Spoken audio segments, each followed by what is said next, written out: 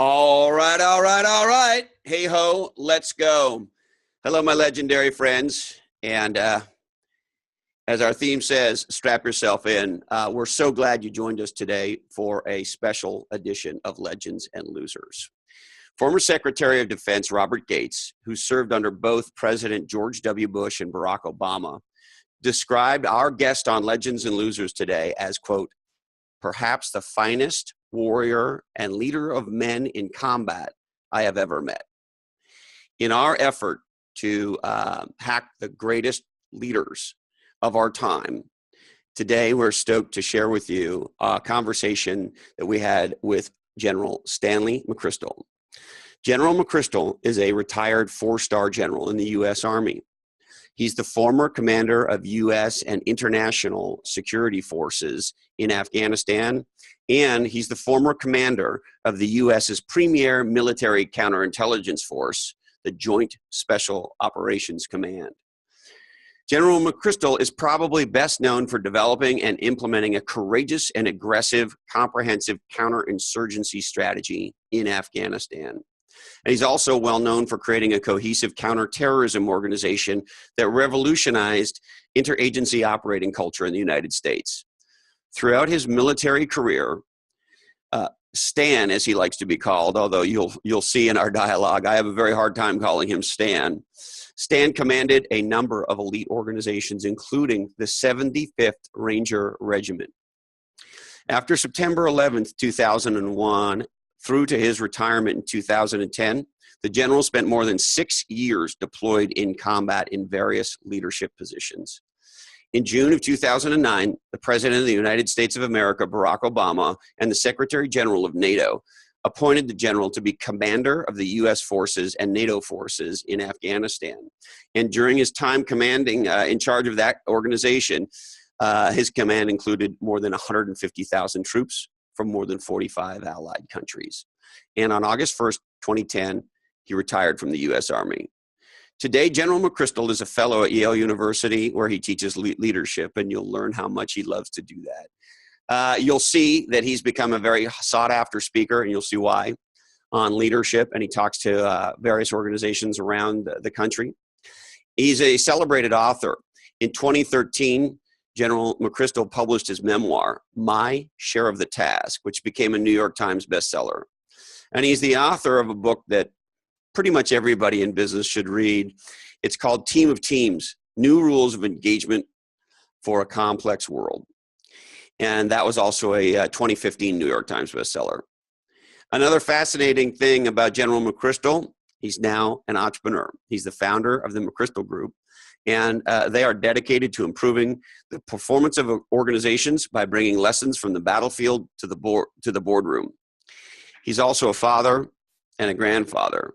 And it is our distinct pleasure to welcome you into our dialogue with four-star U.S. General Stanley McChrystal. I think the thing that would be legendary about me is I'm a grandfather now, and it has changed my life pretty significantly. I grew up in a big family, as did my wife, but we only had one son. And then when I went to Iraq, I was gone for many years, and I left before my son graduated from high school and came back after he graduated from college. And so while we were close, we weren't physically in contact very much. And my son's not a very outspoken guy anyway, so two of us are both introverts. But now I have two granddaughters, and they live next door to us. One is almost 3 and one is 3 months. And so it has changed me in some pretty interesting ways. I don't think that's earth-shaking, but it's really important for me. And what are those earth-shaking ways that being a granddad has changed you? I think the first thing is you suddenly realize that it's not about you. You start a career, anything, the Army or whatever, and you're trying to be as good as you can be, and you're trying to either be successful in units or be about attaining certain rank. When you have a grandfather, suddenly you have a sense of family that has beyond a generation. Now I suddenly feel like a patriarch of a family. I feel responsible. I don't know if anybody else looks at me that way, but I feel like I have to craft certain things that are beyond me, and I like that feeling. And tell us, what is it you like about that feeling? Well, you're not it's not, if we take a vacation, it's not where I want to go necessarily, but it's where I want to go because it's where they want to go. If we can do something to make it special for our grandkids or our kids, suddenly that's more satisfying than anything I could do for myself. And that's not expected. I sort of thought I'd get this point in my life in semi-retirement, I guess you'd say, and I'd either be taking up golf or I'd be doing those travel in the world and touching all the things I wanted to. But what I find is I want to craft things for my family and for other friends. Isn't that interesting? And it sounds like being a grandfather has had an impact on you in a way that was maybe different than being a father. It is. And I think if I critiqued myself as a father, I was 30 when my son was born. I was busy with my career. I loved my son and I was close to him. But there were so many other things competing for my attention. And when I look back, he wasn't the central thing in my life, and he should have been. Do you think, as you look back, General, on your life, would it have even been possible to have the kind of career of service that you had and yet, not maybe have the feelings that you have about being a dad when you were a dad as opposed to a granddad? Well, that's a great question. I talk to young people about. I think you can balance much better than I did. I do think, however, there are times in any career where if you're going to be good at what you do, it's going to take the majority of your energy, the majority of your time. And so when we talk about work-life balance, I don't think we mean it on a daily basis. I think we mean you average it out over time, because there are going to be days in work where I'm sure you work massive hours. And there are other times when you don't have to. And that's when you have to make that decision to do other things and to focus on what's also important. And do you feel in the past that you didn't do that? I didn't. And I think that it just seemed so important to be entirely focused on my profession. It's funny, people say you're in the military or any profession, and in the military they say it's about making rank, or in the civilian world they say it's about making money. I don't think that's what it is. I think what it's really about is it becomes a sense of pride. You get into something and you want to be good at it. And then people who work with you have expectations of you. Suddenly you find yourself pulled along by these commitments that you make that aren't nearly as simple as greed or anything like that. Yeah. So maybe, General, could you take us back in time and what originally motivated you to join the U.S. military? Yeah, Chris, if you could call me Stan, I'd appreciate that. When I think of the General, I think of my father. I kind of like calling you General, but I'll call you whatever you would prefer to be called. Well, I've certainly been called worse than Stan, so that would be good for me. Yeah, I grew up in a military family. My father was a soldier, a career soldier, and his father was a soldier. I had 4 brothers, and they all went into the Army. I had a sister who married a soldier. And when I was growing up, being a soldier was being what my father was. And I admired my father just extraordinarily until the day he died. And so it wasn't a conscious decision that I will go be a soldier. It was a decision that I would be like my father. And of course, that's a soldier. And what was it about your dad that inspired you to want to be a warrior and join our military and be a soldier? Yeah, I've told this to people before. If you ever saw that old movie with Robert Duvall, The Great Santini, where you see the very outspoken guy and he's braggadocious, that was the other end of the spectrum for my father. My father was a combat infantryman, Korea and Vietnam. And I'm told that in combat, he was a very, very effective, tough leader, but he was a very soft-spoken guy. And I never saw him do anything wrong in my whole life, even little things. He didn't lose his temper. He didn't treat people poorly. He didn't take things that weren't his. He never parked in a spot that wasn't authorized. And seeing that experience or seeing that example, and then knowing at the same time he was this soldier warrior, to me was a really inspiring picture. And so you wanted to emulate his behavior? I did. I don't think I ever achieved that as in terms of personal demeanor, but I certainly wanted to be the kind of professional people relied on. Now, Tom Brokaw said that, quote, General McChrystal is a legendary warrior with a fine eye for enduring lessons about leadership, courage, and consequence. And he said that in the context of your memoir, My Share of the Task. Can you walk us through your journey and sort of maybe ultimately how Tom Brokaw gets to a place where he says that about you?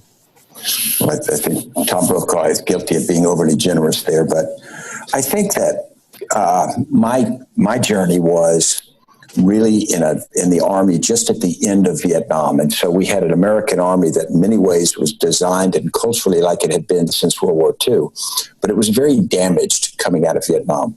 So when I went to West Point and then when I graduated and entered the Army, it was an Army in search of its identity, in search of regaining its self-confidence as an organization, in search of reestablishing its credibility. And the first few years of my career were pretty disappointing. I went to the much storied 82nd Airborne Division, but it was maybe a glimmer of what it had been in years past. There were just so many social issues. I thought the leadership was struggling. And so the first experience wasn't this exalted band of brothers that I wanted it to be. There were very positive things, parts of it, but it was just deeply flawed. And so the first thing you had to do is say, well, this is not the Army I expected. Is this the Army I want to be in? And over the first few years, I went through, like many other young soldiers, I went through that, do I want to step out and do something else? So if I could, I hate to interrupt you, but please. It's so fascinating. You have this dream. You're a multi-generation warrior. You're beginning your service, like all of us, I assume, Stan. That's going to be hard for me. We were young people. We have this expectation of doing something legendary. You have this dream that it's going to be a particular way, and there's going to be trumpets and ceremonies, and you're going to feel a certain way, and so forth. And you start your career off, and then there's this disappointment. A, what's that like? And B, how do you deal with that? Yeah, the first thing I did, and I think it was common at that time, was blame it on the organization. Say we are great soldiers just like our forebears, but it's just a lousy Army and we don't have an opportunity. And of course, you remember that from the end of Vietnam, we didn't go to war for quite a long time. So we're walking around units where there are statues and there are ribbons from previous wars and soldiers in front of us. Gyms are named after heroes. So you feel almost like you're a fraud. You're getting a paycheck every month. You're wearing a uniform. You're a soldier, but you've never soldiered in combat. And so you think that, okay, I'm not really it. Plus the organization doesn't live up to the standards that you wanted and expected. So I don't say rebel, you just live in this disappointment.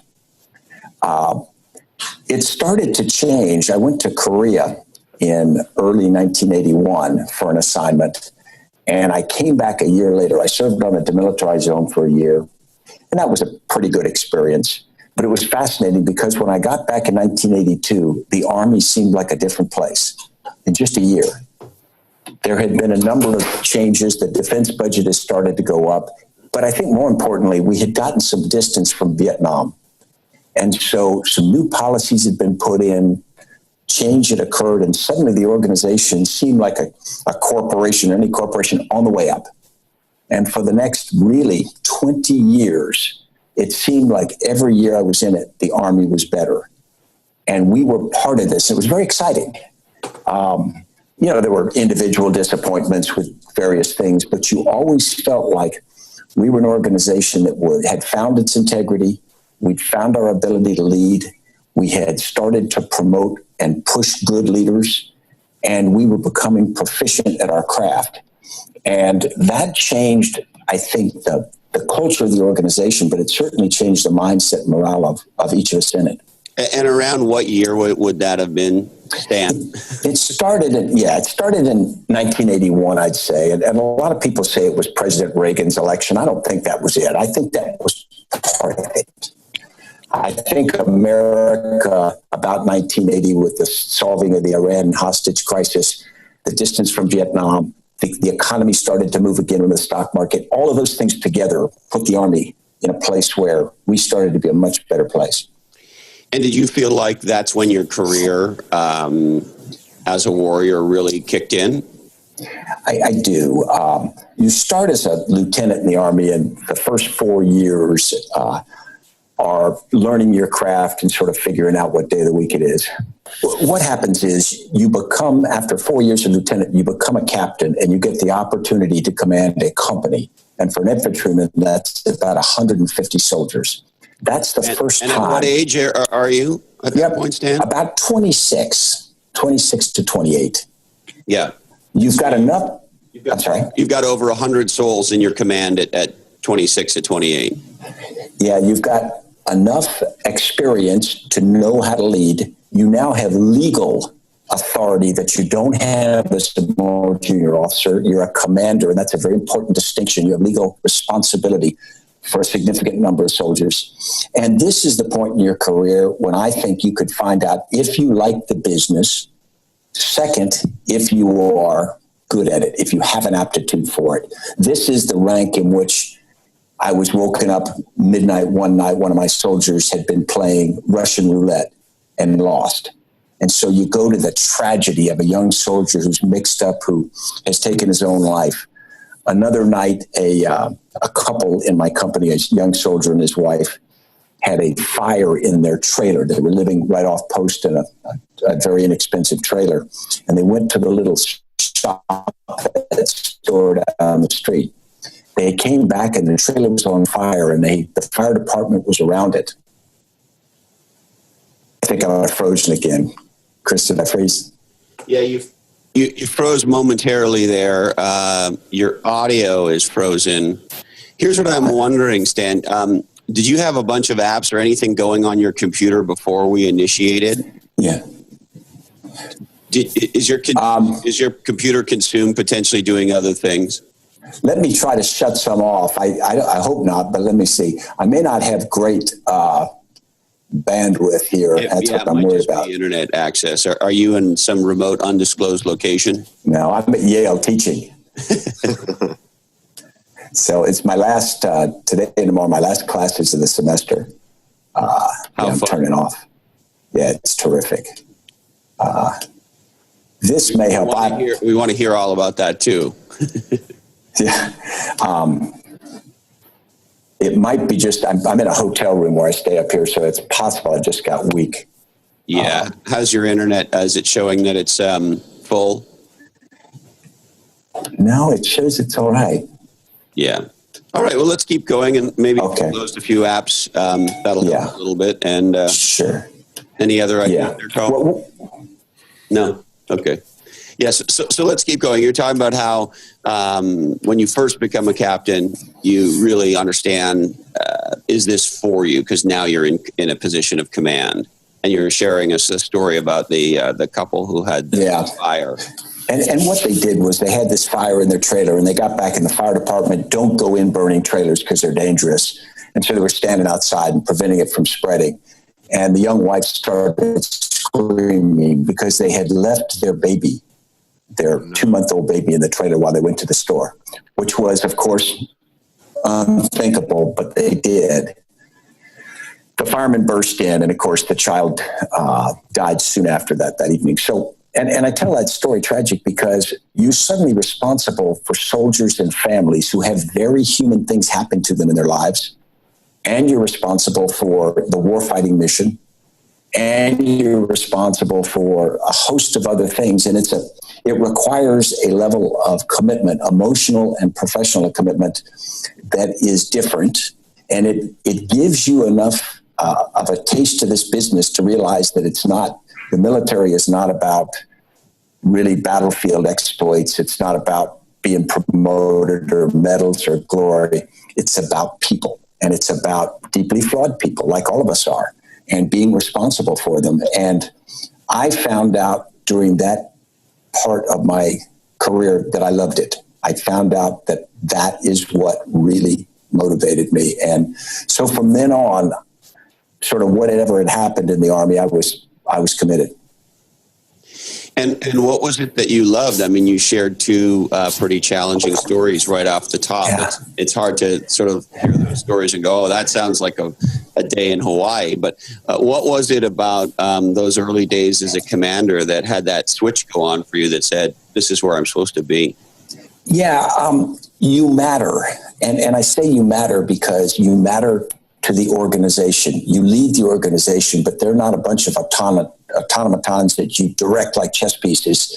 They're human beings that you ask to do things.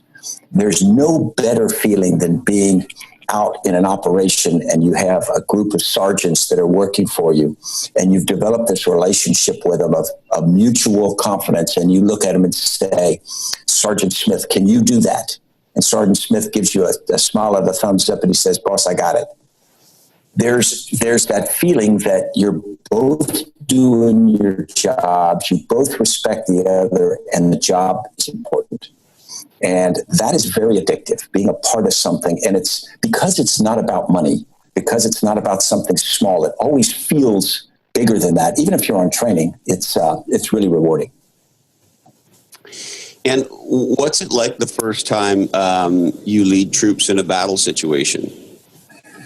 I was very senior the first time. I was already a general officer because the way my career went, and it was very distressing to me, the first combat that happened during my career was Grenada in 1983, and I didn't go. Only a small number of people went. And then my unit went to Panama right after I'd left it, and that was pretty small too, but I didn't go to that. I went to the first Gulf War, but as I tell people, there wasn't a heck of a lot to that. So the first time I really led soldiers in combat, I was a general officer in Afghanistan and then in Iraq, and I'm sure it's very different than it would have been if I'd been a captain or a lieutenant and had the experience. And I wish I had it. But it was funny because it was something that I very much enjoyed. And I don't want that to sound wrong, because if you ask soldiers whether they like battle or war, they will, if they're amongst themselves, they will typically say yes, unequivocally. But they're not answering to what people think. They're not talking about the fighting. They're not talking about the death or the injuries. They're talking about this very intense experience with people upon you whom you are very dependent and doing something that just seems supremely important. And that creates this bond that people have spoken about and written about, but it's hard to completely convey it because it is just so rewarding is the word I get. It just feels so good to be a part of it. And how much of it do you think is a feeling of shared mission and shared purpose, and therefore the alignment and the sisterhood and the brotherhood that comes with that? And how much of it is the fact that we assume, of course, Colin and I have never been in the situation, but we assume there's a very clear feeling that everybody's life is at stake. So help us who have not served. What are the dynamics at play that create that shared feeling?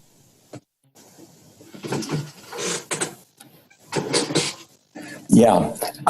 First off, if you compare it to an experience, maybe putting your program together where it's difficult and everybody's got to do their part and somebody throws a ball up in the air and you have to know someone else is going to catch it. There's that feeling. Think of a startup. I spend some time with startup companies. They've all got their hands on the oars. They're all pulling hard and they all have the sense that if they don't do it, the boat will sink. It's a feeling like that. It is tied also to this higher purpose, because military people can always step back and say it's a national mission.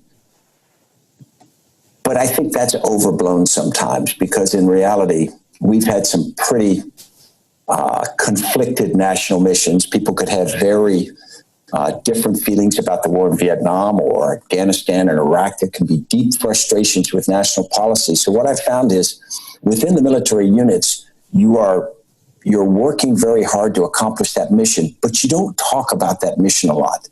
That's not what everybody says. We have got to make Iraq a safe and stable place. You know that's what you're doing, but you break it down into smaller, more understandable, more tangible. I'm going to make this neighborhood safe so that the Iraqis that I see every day can go to work, so they can shop, they can live without getting killed. Suddenly that becomes understandable. And if you're just on the battlefield, you look at your left and right, and you say, if I don't do my part, my comrades will suffer. And so you separate yourself from a national policy idea, and you focus very much on those people things that are they're just closer to the heart. Yeah. It's interesting. One of the things we don't hear a lot about is the bond that our service women and men had with the folks in Iraq or Afghanistan. And of course, training them and fighting alongside them, and even the non-combatant folks. Could you share with us a little bit about that? Because I've heard other veterans talk about it, and I think it's something we don't hear very much about, what it's like for you to stand shoulder to shoulder with these folks. Yeah, I'll start with the hard part of it. The hard part was we don't do much language training in the United States. So as a consequence, we go over to Afghanistan and no soldiers speak Dari or Pashto. And you look different, and we're heavily equipped with all this protective eyewear and body armor. So to an Afghan, we look like a man from Mars. And they can't speak to us. You guys really do look like you're from the original Star Wars, right? I mean...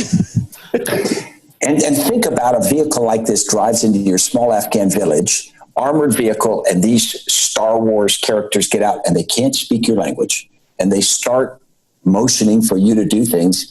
Suddenly, developing that trust between people is hard. And so we found you had to break it down. In Afghanistan, we had a saying called shoulder to shoulder. And we put American units partnered with Afghan units, and we put them up close, working together for extended period of times. They lived in the same camps. They worked together. They fought together. And the idea was to build mutual respect at every level in the command, so that we were trying to professionalize their forces, but also on our side, we're trying to develop empathy that these are people who have a pretty tough road to hoe. It's easy for us to say, why don't the Afghans fight harder, or why are their leaders corrupt? But in reality, once you develop enough understanding of their situation, you realize it's rational behavior for this very difficult position that they're in. And that's when you start to develop the kinds of bonds that are truly effective. And how do you as a leader, Stan, I try to put myself in your situation where you've got this, and you tell me if the language I'm using is wrong, but you've got this hybrid force, Americans and Afghanis standing together, and a huge difference in culture. I gotta believe even the nonverbal parts of communication that we share in our part of the world are different. I've traveled all over the world. I haven't been to Afghanistan, but different cultures communicate different ways, non-verbally as well as verbally. Religious differences, of course, huge skill differences. And so as a leader, how do you stitch together such a bifurcated organization? Yeah, it's really difficult because Americans have a tendency to get there and be frustrated. Why aren't the Afghans working harder? Why aren't they less corrupt? Why don't they, you name it, why aren't they more like us? Here I am over here to save your country. Why don't you appreciate that? The Afghans look on the other side and they say, why are the Americans so much more better protected with physical armor than they are? Why are the Americans only there for a year or 6 months and they go home, and the Afghans going to be here until they are killed, essentially? And then there are those all nonverbal cues you talk about that are very offensive, sometimes religious, but sometimes just cultural. How you sit, how you talk to someone, whether you touch someone. We were doing operations early in the war in Afghanistan, and we would go into compounds because their homes have walls around them to protect the privacy of the females. And so we would go in, and initially in the war, people said, well, we will separate the females and search them for weapons. Well, if a man searches the female is dishonored. And so we of course, learned enough to stop that. Then we started moving the women and searching their belongings. And of course, the same thing occurred. It's dishonored for the female. And so that kind of cultural insensitivity, it seems like wait a minute, we're at war. We don't have to worry about that stuff. You absolutely do, because people fight for reasons like that. Yeah. And so how did you teach your American soldiers to be more culturally sensitive at a time where they got to be paying attention to people trying to kill them?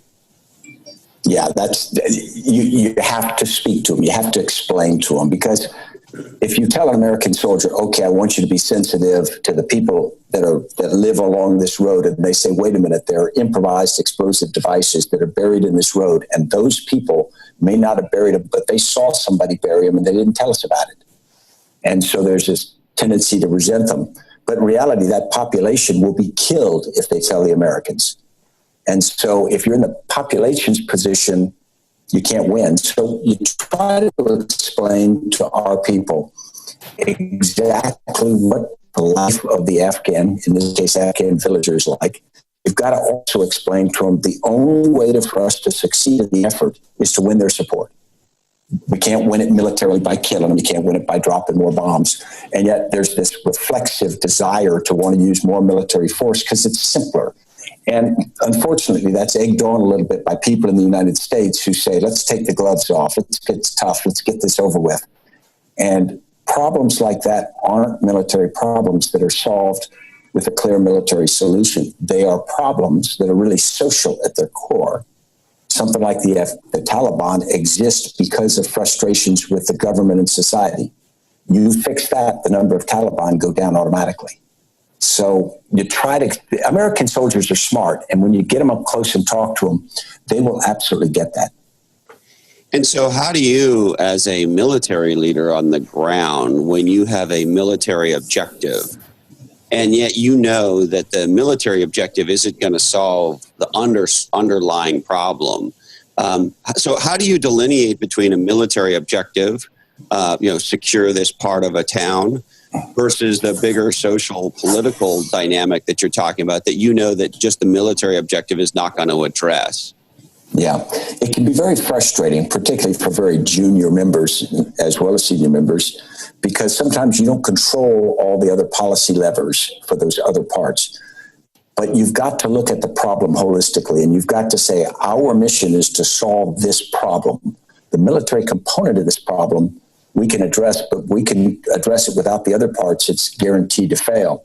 So what we tried to do, and what you explain to younger soldiers, is as much as we have to, we'll expand what we do to try to take on other parts of that mission so we don't waste the effort that we're making. America doesn't do this really well because we're very overweighted in our military capability and underweighted in our ability to do those other things. And America is not a patient society. There's some positives to that, but there's negatives. And so we want to go in and do things quickly.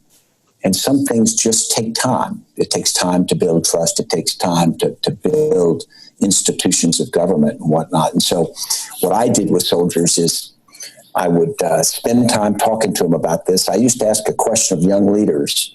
I'd say, if I told you you couldn't go home until we win, what would you do differently from what we're doing now?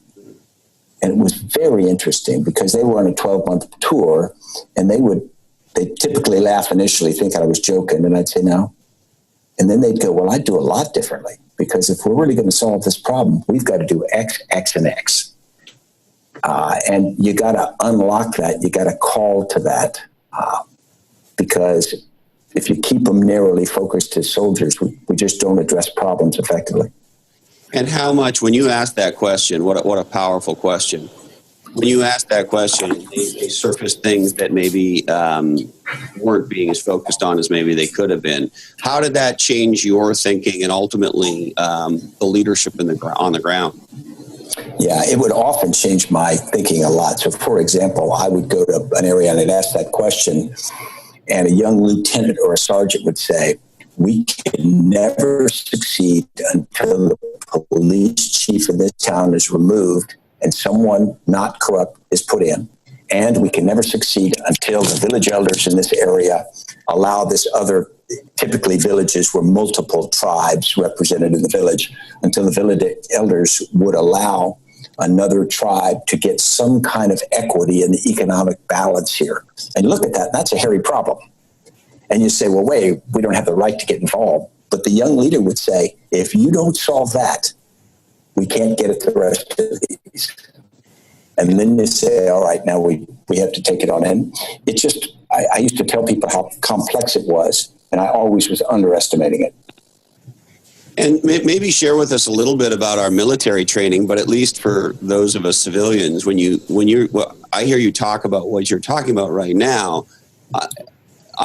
How much training do you get in bringing together two tribes or settling disputes amongst people so that there can be, peace and acceptance and trust, and as opposed to learning to be a sharpshooter or being in great shape or learning how to jump out of an airplane or learning how to do, all the things that learning how to build bridges, all the things that we think about when we think about our military. Yeah. Our military's training has always been skewed to the warfighting tasks. And the argument was, if you have a very effective military to fight wars, to fight major opponents like Russia, China, or whomever, then you can do all the lesser included tasks automatically because they're not quite as dangerous as the big threat of Russian tanks rolling across Europe. We found out, or at least I came strongly to believe, that that's incorrect. Because this skewing to focus on just military capability, particularly in the mindset, limited people because it became somebody with a hammer is always looking for a nail. And so there was a tendency at every level, from senior general officer on down, to want to take the problem and shape that problem until it fit something that they were well suited and comfortable addressing. And if you step back and say, now, wait a minute, let's identify the problem correctly. Let's really identify the layers of the problem and then say, okay, what's it going to take to fix it? And not use as an excuse, well, we're just military and somebody else ought to handle the other things. Then you do it more effectively. Interestingly, although we train young soldiers and young sergeants in a fairly narrow way, and we expect officers to have this big view, I found young sergeants the most effective at this. I found young sergeants, you put them in a village and you say, solve the problem. They will step back and go, okay, I got it. Let me figure out the problem. And they would. They seem to be less constrained by years of doctrinal training, less constrained by potentially looking good, ambition, or any of those other things. And I'm not saying that's evil on the part of more senior people, but it becomes a habit. And so I found young sergeants and soldiers the most effective. Do you think there's increased optimism there at that young age? Does that have anything to do with it? Well, that's a great question. If you spoke to them, they would sound the opposite. They would sound negative, and the senior leaders would sound optimistic. But I think for the senior leaders, it's a learned behavior. As we get older and we're in a lot of leadership and social situations, we learn to be upbeat. We learn to smile even when we don't want to. We learn to say, yeah, things went well even when they went terribly. And we develop almost a false demeanor because we think that's expected of us. At the junior level, they haven't learned that. And so when it's lousy, they say it's lousy. And I actually find it's more honest, and it allows them to really go with the problem. And they don't think just because they say it's lousy that it's hopeless. And so do you think more of our senior leaders need to sometimes say it's lousy? I mean, do we need to learn from those young troops on the ground to be maybe a little bit more candid? Yeah, I think we do. And if you step back, and I've talked to people about the paradox of very senior leadership, because take a CEO of a big corporation or take a political leader or take a general, and you put them on CNBC or put them on somewhere and you say, well, how's the company doing? That CEO goes, company's doing great. Stock price is cut in half, but that leaves us more room for improvement. This is a great thing. And so it's not necessarily evil. It's this learned behavior that we think we have to do that because markets will react poorly, soldiers will react poorly. When I was a 4-star in Afghanistan, I was quietly telling the government, our government, that I thought we had at best a 50-50 chance of success. and we had to do a lot of things differently. But if we did those differently, we still had a 50-50 chance of success. If I turned to the 150,000 soldiers of my command and said, ladies and gentlemen, I give us a 50-50 chance of success, let's go forward, that would not be considered great leadership. And a lot of the younger people would go, what? You want us to do that? And we got this. So there's the paradox of you need to be honest, but there's a point at which you've also got to display confidence, even if that confidence is slightly self-generated. And so, we see this in the corporate world all the time, where it reminds me in the early days of Afghanistan. Remember the Afghanistan communications minister? And there's at least for us civilians, here's shock and awe going off, bombs in Baghdad, and he's holding press conferences saying, there are no infidels in Baghdad. And so, clearly completely delusional. And so, with that as an extreme example, how do you think we can walk that line as leaders between, on one hand, not BSing anybody, because people know you can put whipped cream on dog shit, but they know it's dog shit, right? So how do you be candid and direct and transparent, but at the same time, you have an incredible track record of being an inspirational leader that keeps people focused on the mission at hand. How do we walk that line? Yeah, I guess the first thing I do is what you just said a few years ago, I would have said, absolutely, you're right. But the reality is now, I go back to the Joseph Goebbels experience. If you say the same thing and you just keep saying it, there is a percentage of people who will believe it. I've seen that around the world, and you can make people doubt the truth in many cases or believe something that's absolutely false if you say it with enough repetition, with enough confidence. And social media, of course, allows it to come from multiple directions, even though it may have a single source. So I'm worried that what you said is still the reality. I want to believe that. And I think leaders have got to approach it with being as honest as you can all the time. Because if you are as honest and transparent as possible, when you have to deliver bad news or you get the opportunity to deliver good news, then suddenly it has a credibility that it just won't have if you've been spinning all the time. You look at the American people's view of politicians or business leaders or others, we're starting to discount them because we just assume that things are spun. And that actually makes it much harder to lead because it's sort of like Chicken Little. They hear one thing so much, we immediately say, well, of course, that's what they're going to say. And so it weakens the message. And I think organizations and leaders have got to really think that through. If you could protect your reputation as an organization, an individual for candor, I think it's the gold standard. And isn't it, you called it a paradox, it's an irony that on one hand, as leaders, we feel like if we massage the truth a little and try to make people feel better about things, that we're doing a good job. But that as leaders is actually the thing that can end up undermining us, because if we're not being candid, we either look out of touch or we look like we're full of crap.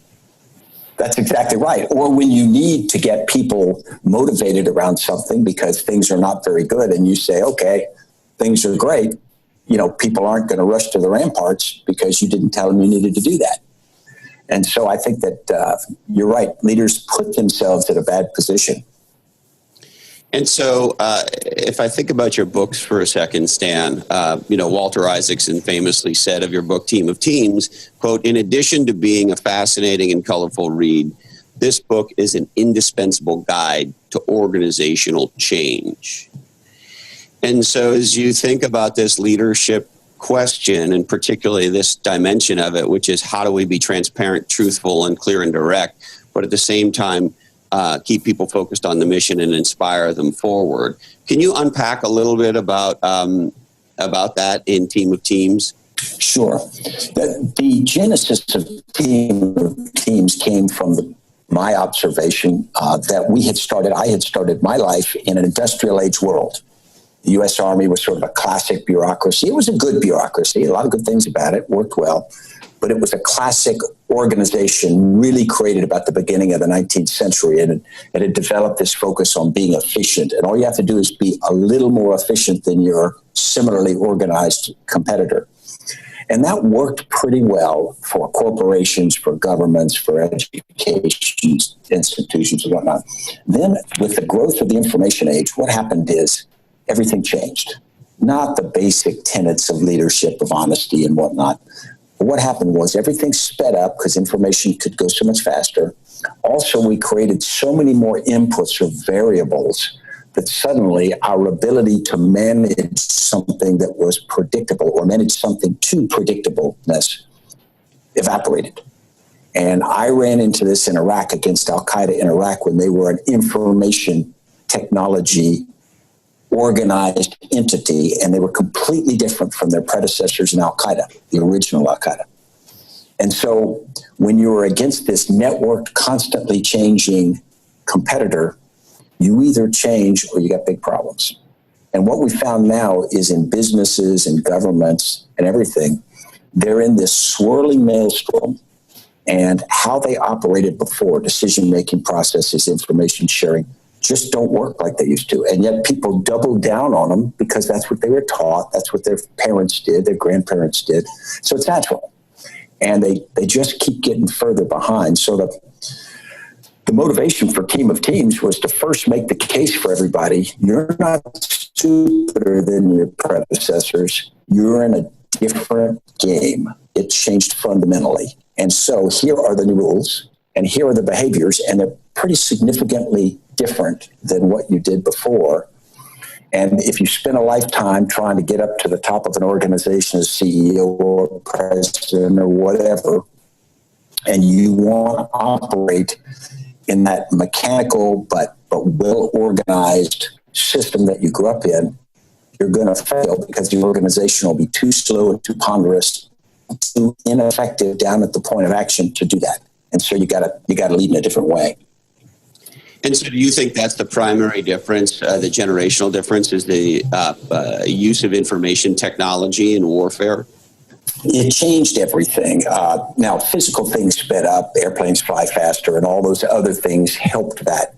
But the most fundamental change is more people have more information faster. They change it, and that allows more people to be variables very, very rapidly, more organizations to leverage technology to have outsized influence. Think of a small terrorist group or whatever. They can do things that equivalent of a nation state would have been required even 20 years ago. So suddenly you have a different landscape there, which requires a much more adaptable ability to respond to that. So if we were to fast forward, General, maybe 25 years, what percentage of our fighting forces are going to be behind a keyboard as opposed to, behind a machine gun or a tank? Yeah, I think a very significant percentage, and they're not going to look like traditional, because behind a keyboard, they could be anywhere. They could be in their boxer shorts and, be older than you and I will be at that point. I hate to cut you off, General, but we have a rule, Colin and I, when we talk to each other, that we both have to be wearing pants. That's a fair rule. But it's going to change it dramatically because you're going to be able to leverage robotics, information technology, now artificial intelligence and those kinds of things, which can allow you to do so much. I still think that we're going to have a critical requirement for people with EQ, the ability to get up close and influence people. That's going to be very important, but we're going to have to figure out how to get those people with those skills to where they're needed. They might be behind keyboards as well.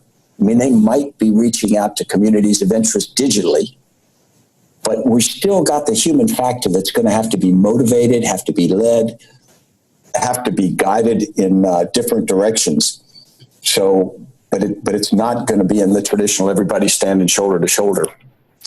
The other question in this regard that's on my mind is, does information technology drive, to the discussion we were having earlier on sort of transparency, does it drive more transparency in a world where if people see, if you think about the concept of a whistleblower in the old world, it was very challenging. And not to say it isn't challenging today, but today, of course, we all have a way to raise our hand when we see something wrong in the world and say, hey, to quote the Big Lebowski, this aggression will not stand, man, and post something online, whether it's, being treated poorly at Walmart or something ill toward happening in some part of the world. And so does the sort of social media and technology and ability to share information like that also change the level of transparency? I think fundamentally, and for the most part, that is really good, because you're not going to have dark corners where people do evil things that people don't know about. They're just the proliferation of cameras and whatnot is so great now. On the other side of the information technology is the ability for people to propagate very negative things or untrue things. And it's hard to discern between what's real and not. And it'll get harder in the future. Eventually, you'll be able to ferret it out. But for periods, you'll be able to be pretty influential with false information. It certainly is interesting to see companies like Facebook and how they have, the term we use today, which is a bit of a BS term to me, evolved on their position vis-a-vis fake news. Because, of course, in the beginning, they said, hey, we're a platform. You can put whatever you want on the platform. And as the public outcry got louder, they said, okay, wait a minute. We need to put some things to allow, in the tech world, of course, we call it the wisdom of the crowds to take over, to weed out the garbage from what's real and what's not. Is that sort of evolution? Do you see that sort of evolution making a difference in our military? I think it has to. The military relies on sort of a wisdom of the crowd. You get a massive amount of information now, and by cross-checking it, those things which are not correct should be identified. But I will tell you, my view has been affected by, I don't think that wisdom of the crowd is working like I thought it was going to. I thought the Wikipedia effect would bring what's real out much better than it has. I mean, look at our political environment and not in the world. I think what we found is we've been able to give a megaphone to people who propagate things that are just not true, and it gets a lot more staying power than it ought to. I hope that continues to move in a direction where that won't, as you say, won't stand. But I don't see it yet. And it concerns me because the more people get good at using media, even to propagate something that's incorrect for a limited period of time, that's pretty powerful.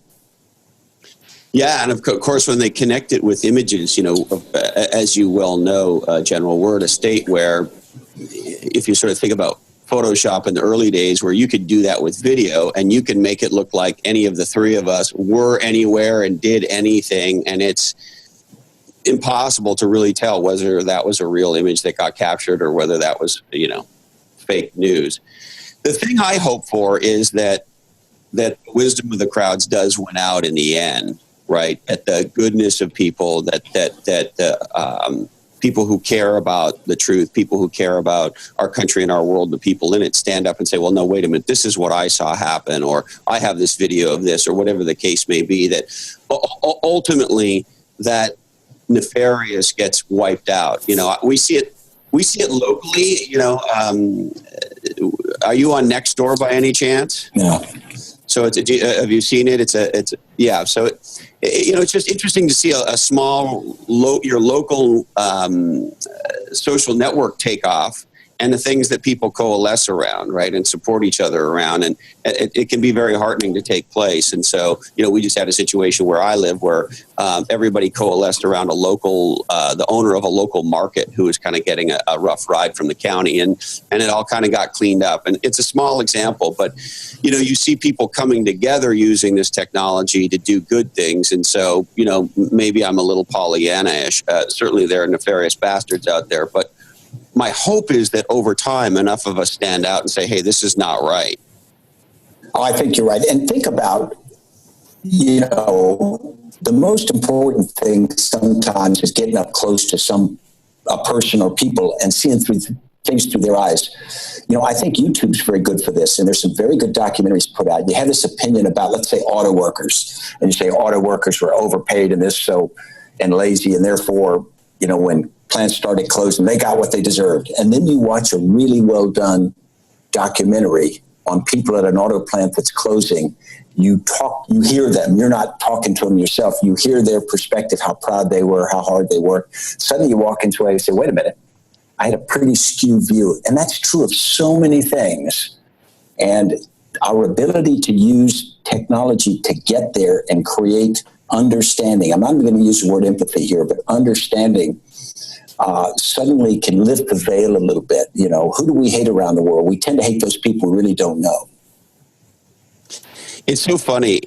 You're so right. In my personal experience as a civilian, I used to travel 300,000 to 400,000 miles a year, General, as an executive, and so I've been a lot of places and done business around the world. And Colin and I are surfers. We love to go on surf trips, and that takes you to wonderful different parts of the world.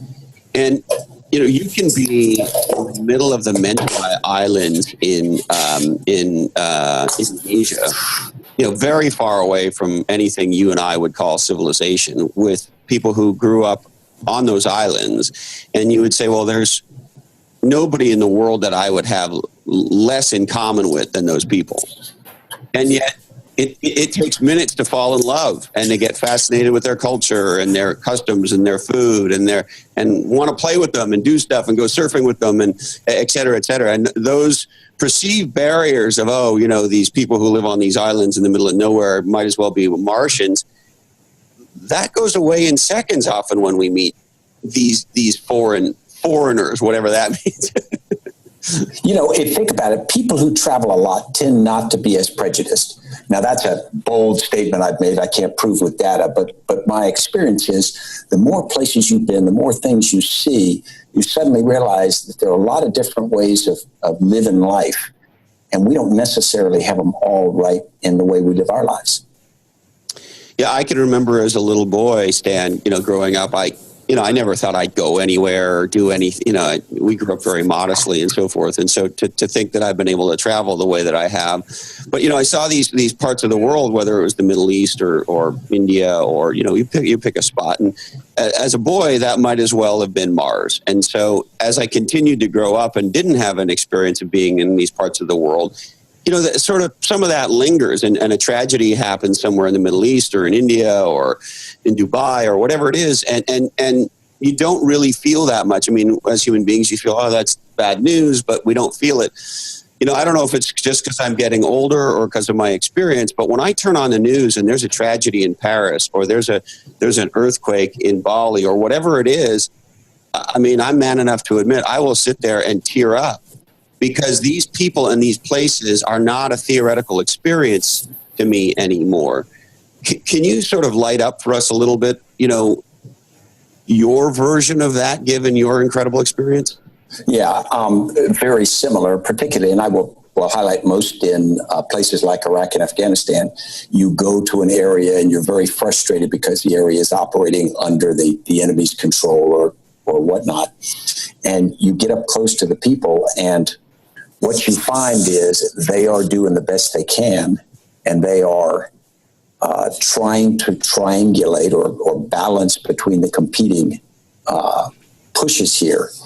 And so we come in to solve the problem, and we're a temporary force. We're not going to stay there. And so they're trying to figure out, okay, wait a minute, how do I react to this temporary force who are not bad? They don't think of us as bad, but they don't think of us as enduring. So they're trying to respond to the fact that after the police leave us, the gang is still going to be in the neighborhood. So how do they deal with that? And you can see them trying to do the right thing. You try to deal with them. I went in to meet with some elders late at night before we went to recapture this province district called Marshall in early 2011 in Afghanistan, and it had been under Taliban control for several years, under tight Taliban control, and retaking it was going to be a significant fight.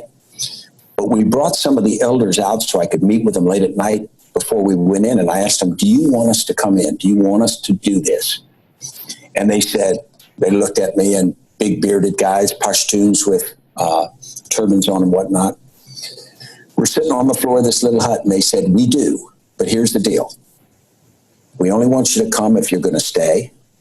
We only want you to come if you're going to not bring back in a guy named SMA, we called him. He had been the district chief before. He was very, very corrupt and autocratic.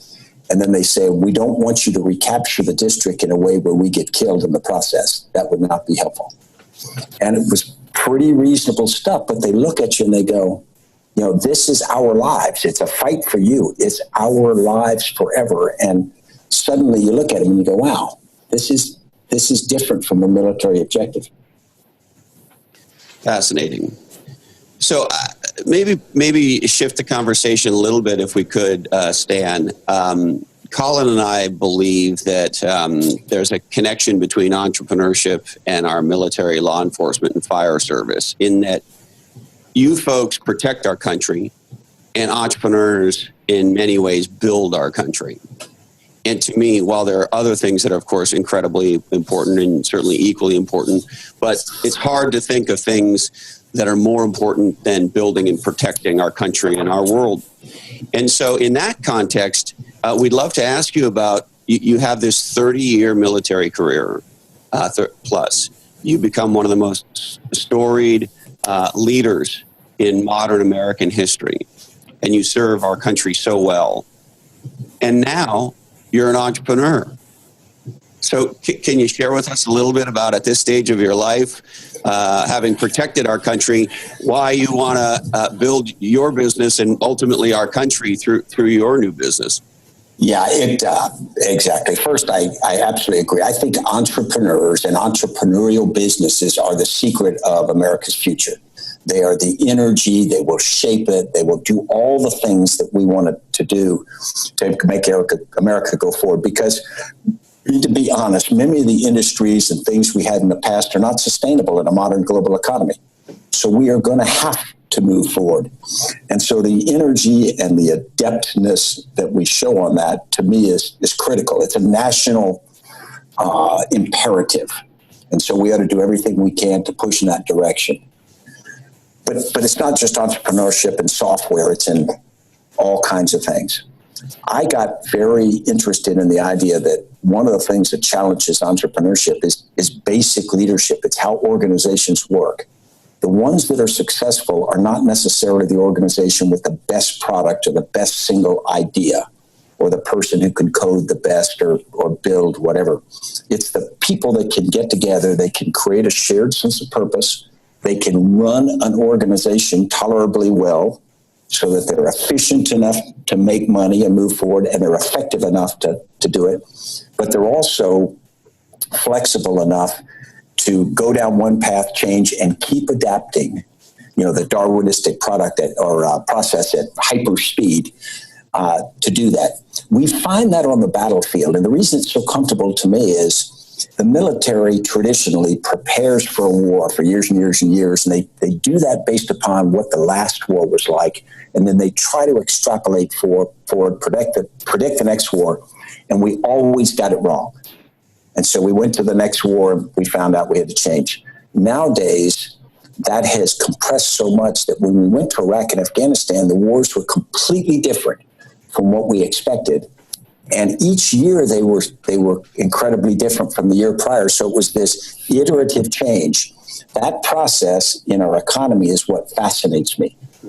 Building leaders who are prepared to do that, building organizations who are good at that, and then building an infrastructure around it, government laws and all that kind of thing that enables that is what I'm fascinated about. And is that why you say today it's important to, I want to get the quote right, bring lessons from the battlefield to the boardroom? Yeah, it's funny because I don't think that the big lesson is that we figured it out on the battlefield and we got to bring it to civilians who didn't figure it out. What I try to tell people is they are so remarkably similar. An entrepreneurial business in a competitive environment is so much like war that we could take people like you and many others, put uniforms on you, and in about 2 weeks, you'd feel at home on the battlefield. It's a similar vibe and feeling. And so the same people and ideas prevail. Interesting. And tell us a little bit about, the work you do at the McChrystal Group. Yeah, what we do is we go into organizations and we call ourselves a leadership advisory firm. What we really do is we help an organization adjust how they operate so that from leader behaviors at the top to some of the processes internally of how they share information, how they create what we call shared consciousness, and how the organization aligns on the strategy. So we're not a traditional consulting firm. We don't come in and analyze something and leave a bunch of slides and say, here, fix this. What we do is we come in and we assume that the organization is competent in what they do. We assume that they've got reasonably effective people. And so we come in and we look and say, how do we make this team more effective and capable of constantly adapting? And we run a gamut of clients, from consumer products to in a big hospital to Wall Street banks. And all of those have this similar, I mean, it's all unique problems, but similar challenges that we see just tremendous transformation. And, we've witnessed something, in my opinion, over the last few years where I'll say the polite version of it, the softening of the American corporation from a culture perspective. There's a little bit of this everybody gets a cookie, participation award kind of BS starting to filter into our work world. This is where I do my grumpy old man routine here, Stanley. And so it is part, and we recently had on this gal named Amy Morin, who's sort of very famous for helping people develop mental toughness. So she's also been on my mind. And so what are the mental toughness sort of learnings from the military that you think are appropriate to the corporate world? Yeah, I used to say something to our organization, my command in Iraq and Afghanistan. I said, this is a war. There is going to be a winner and a loser. And we could lose just as much as win. And not everybody's going to get a trophy and not everybody's going to go home alive. So you start with that big wake-up call and you go to corporations. The great thing about capitalism is there's a score sheet. There is, you either are successful and you can make money or you're not. And you're either a legend or a loser. That's exactly right. Sorry, I had to interrupt. No, I love that because it's a discipline. And when you don't have a discipline in a system and there's not a way to fail, then it's hard for anybody to truly succeed. Wow. That's unbelievable. And General, we have to ask, you must be out doing some speeches, yes? I am. Yeah, having a great time doing that. Yeah, I gotta believe you're an awesome keynote speaker. Colin and I watch some of your videos online, your TED Talk and things of that like. It must be extraordinary to be live in a room when you do one of your talks. And do you enjoy doing that? Well, it's funny. I didn't think I would, but I do. And the reason I do is not because I find myself entertaining, but I talk to this range of organizations and how people respond. And the questions asked is fascinating to me. And so I learn more than they ever learn from me, for sure. And so if I'm not mistaken, you're at Yale right now, are you not? I am. I'm finishing up my 7th year. This semester, I'm finishing up my 7th year. I teach one course a semester. And I work with the football team as well on their leadership program. And could you give us the thumbnail version of your course if we want the General's course in Sure. 3 minutes or less? It's a seminar with 13 two-hour sessions. And it's 20 students, and we have about 200 people apply each semester, and we select 20. And it's 14 graduate students and 6 undergrads. And we look at leadership, not from a military standpoint, but we look at it.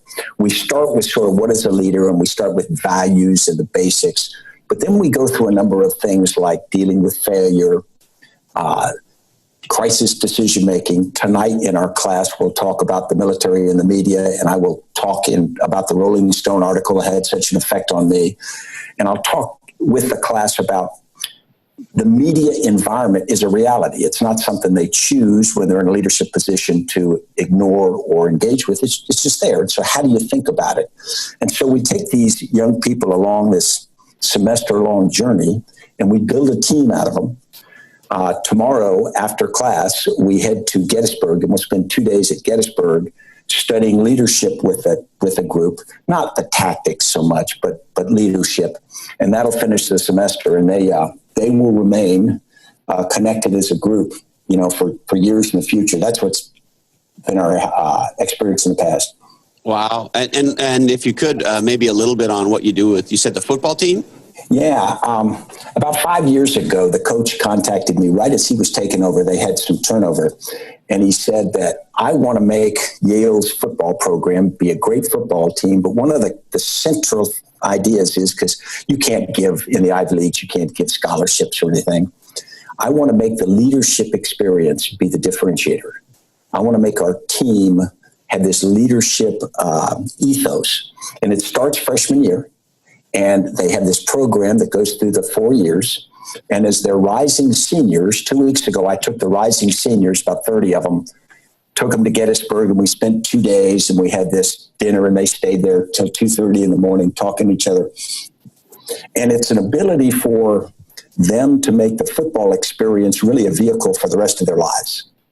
And it's been pretty impressive. And I think I've now hired 4 of the football players into my company, and they're doing great. That says a lot. Is this all a scam, General, to just get the best graduates from Yale to come work for McChrystal Group? Is that what's going on? Well, scam's a powerful word, but we'll say strategy. Actually, the term we heard our friend Amy use that I like was she called it her hustle. So maybe this is your hustle to get some of the best students from Yale to come and work with you. And it's worked beautifully. And we also have to ask you about the future, both yours personally and professionally, and then we can get to America's in a second. But as you think about this chapter of your life, being a granddad, being an entrepreneur, working with business leaders, tell us about sort of the next 20 years of your life as you see it. Yeah, I'm not sure I can look 20. I just wrote a letter to my class. I had an assignment for everyone in the class to write a letter to themselves 5 years in the future. And the idea is they'll look at this letter 5 years from now and they'll say, am I what I said 5 years ago I wanted to be? So I wrote my own version. And in 5 years, I'll be 67 years old. And I described, I still want to be involved with my company, McChrystal Group, but I don't want to be day to day as central as I might be. I want to be enabling for the people running it. I want to still be teaching at Yale and affecting young people. I'd like to be part of the national conversation, but I don't want to be a political figure. I want to be able to contribute to thought and ideas, and I want the ideas on leadership. I just concluded a contract to write another book on leaders, and it's the most ambitious book yet. We're going to take the model of Plutarch's Lives, and we're going to compare pairs of leaders through history to create to address a hypothesis that we have. But I want to be involved in that conversation, and I want to be really, come back to sort of where we started. I want to be a better husband. I want to be a better father than I was, and I want to be a great grandfather. That's unbelievable. Anything else you'd like to share with us, General? No, Chris, it's been an honor. I love what you're doing. The direction on this and just focusing on how people think and sharing it with other people, I think is really of great value. Well, thank you. And as you were talking about the things you were doing, I couldn't help but thinking, I don't know if you were thinking this, Colin, that Stan should start a podcast. I think that's a great idea. But I think it'd be fun. You'd be great at it, and the lessons that you bring and the lessons you're now developing as you work with clients and so forth, you're a natural. So you'd be a great podcaster. So we'd encourage you to do that, and we'd share with you anything about our journey on that. And if you decide not to be, for some reason, a podcaster, in addition to a best-selling author, an entrepreneur, and of course, an incredible member of our military. But if you decide not to do the podcasting thing, then just assume Legends and Losers is your podcast, and you can do anything you want with it anytime you want.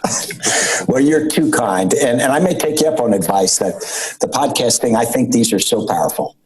They're extended form journalism in a new format. Well, and we talked a little bit about the technology earlier and how it's changing things on a social level. The amazing thing to us about podcasting is, two guys can start a cable channel for almost no money. That's right.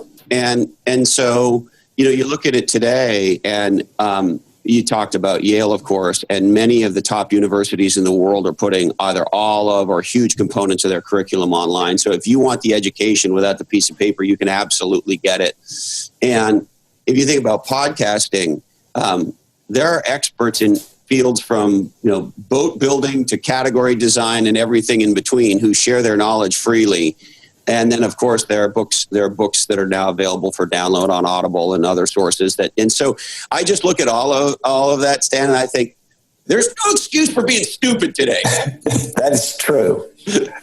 And I know the world really appreciates your service and your knowledge and your incredible generosity in wanting to share that, whether it's in your books or in your teaching or through your consulting group or through coming on Legends and Losers. And I think, the technology now affords a platform for some of the greatest leaders of our time like you to share their knowledge and wisdom in a way that, if you think about it, you tell me 20 years ago, this wasn't happening. Right. A bunch of derelicts like us were not talking to a storied military leader like you. No, I think the opportunity to have this kind of conversation was so limited. And so I thank you for giving me the chance to be a small part of it. Well, you're a big part of it. And of course, we have to and deeply want to thank you for your legendary service to our country and the world. You're a warrior and a peacemaker. Well, you're kind. And we love you for it. You're kind, and thank you very much. Thank you, General. Take care. Be legendary. Wow. Well, there you have it. Our dialogue with the General.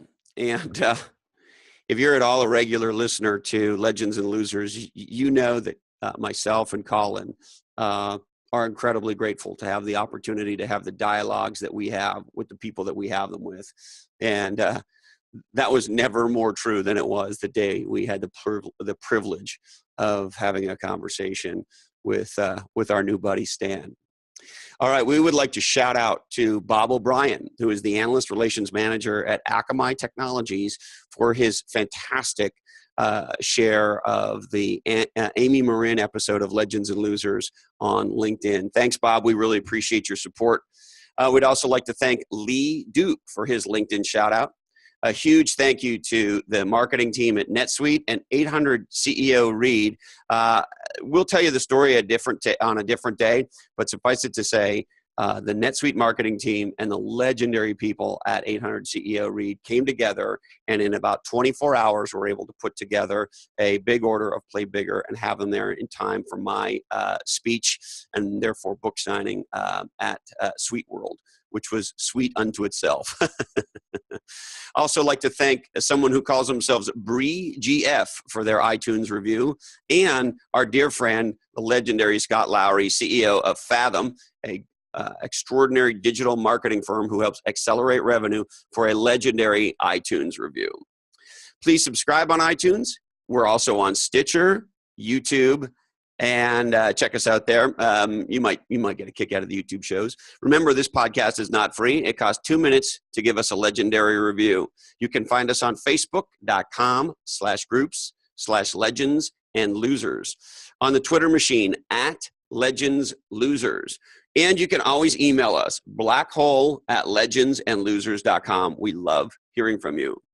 With that, we would like to thank HarperCollins, the bestseller Play Bigger: How Pirates, Dreamers, and Innovators Create and Dominate Markets; Equity Directory, connecting startups to the talent and the resources they need to build a legendary business; One Life Fully Lived, the nonprofit helping you dream, plan, and live your best life; The Horn Group, legendary PR in Silicon Valley, New York, and beyond; the McChrystal Group, legends from the battlefield to the boardroom; 800 CEO Reed, put a legendary book in your brain; the World Wildlife Fund, don't forget, animals are people too; Mike Block, realtor in Santa Cruz, California, make your Santa Cruz dream happen with Mike Block; our dear friend Jamie Masters, who is the host of the top-rated podcast Eventual Millionaire, was stoked to be a guest on her show; and our dear friend David Osborne's new book, Wealth Can't Wait. We'd like to remind you that today's information is provided to you solely for informational purposes. This oddcast is the sole property of the Legends and Losers Oddcast Network. Please feel free to share the shit out of it. We'd also like to warn you that this oddcast was produced in a studio that does contain nuts. Teach entrepreneurship. Remember, you can't be a legend without being a loser. Don't be lame. Get out of the passing lane. Go ahead. Eat some cake. Reaccommodate your own alternate facts. Introduce two people you love to two podcasts you love. Don't forget, Legends and Losers is also on YouTube. And that was more of an hour. That was more than an hour of your life you'll never get back. Hey, man, this podcast really ties the room together. And we need to apologize to United CEO Oscar Munoz. Sorry, Oscar. We just ran out of time for you. Thanks, everybody. We appreciate you tuning in, and be legendary.